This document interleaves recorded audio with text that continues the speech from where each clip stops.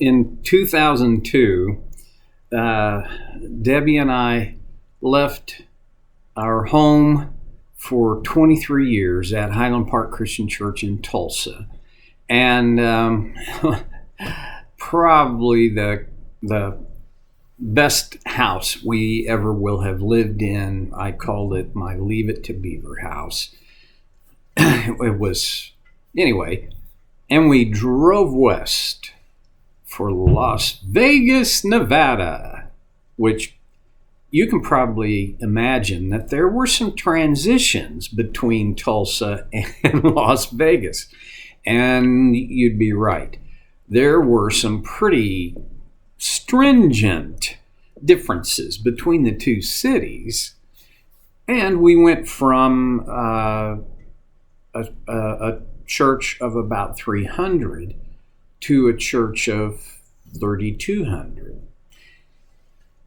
I don't know the math exactly, but I can tell you that's not 3 times, or what would it be, 10 times bigger. It's because of the lines of relationship and the whole relational constellation, going from a staff of 4 and with a part-time, in Tulsa, the largest our staff was, including our administrative help, was 7. Going to a church where, well, if you include administrative staff, was more than 50. It was real complex. That created all kinds of issues and dynamics and challenges. But one of the biggest challenges for me was going from a culture in Tulsa at the church of permission to a culture in Las Vegas where it was a culture of assertion. In other words, we talked about it, and you can do this when the pastoral staff is pretty small and manageable. You can talk through your thinking and your planning and what your objectives are, and all of those things, to gain a sense of permission. Although it wasn't like, I had to get permission for everything. It wasn't that at all. But I would communicate in a way that I felt that I had permission. And at Canyon Ridge Christian Church in Las Vegas, man, if you didn't go for it, if you didn't think it up and start moving in that direction, you could literally wait years before getting permission. And it wasn't because they weren't going to give permission for anything. It was because the culture was a much more of a assert the idea, come up with the idea, assert it, and go. And when you need others to join you, then you go and you get them to join you.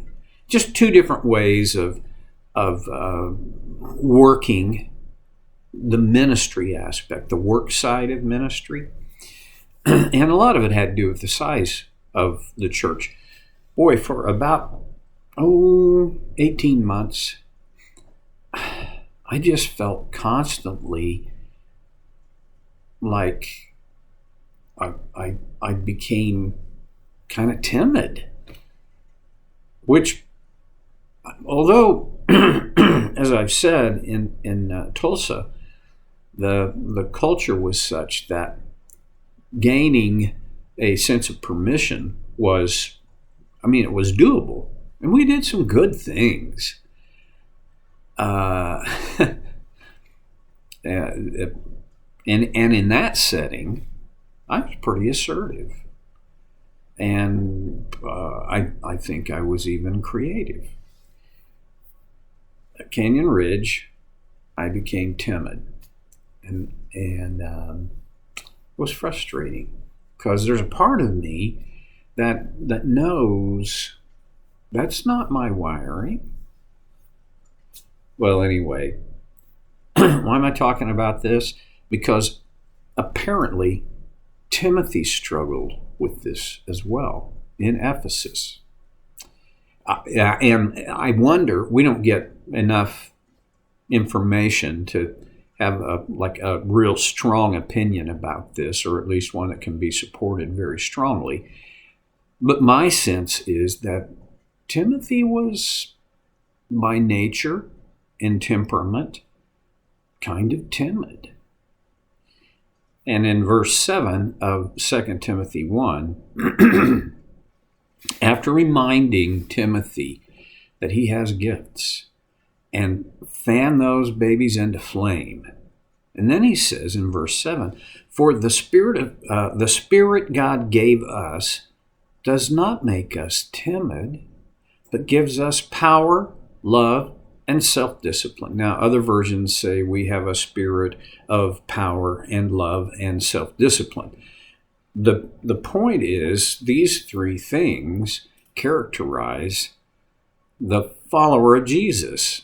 And the reason that they characterize us is because the Holy Spirit is living in us and working His will through us.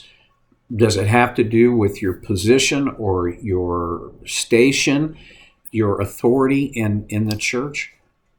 No, not really. The only thing that has to do with is that when God puts you in that role, He gives you a context, a venue to express your giftedness. But this idea is not just for people that are in the ministry or on staff. The Spirit God gave us does not make us timid, but gives us power, love, and self-discipline. Now, those three things are, if you had those three things working in some kind of dynamic balance in your life, what kinds of changes, what kinds of differences would that make? For me, it'd make a lot of difference. There are times when, even today, I'm timid. And one of the reasons I feel timid, I don't want to blame anybody else for my sin, but I'm often timid because I feel intimidated.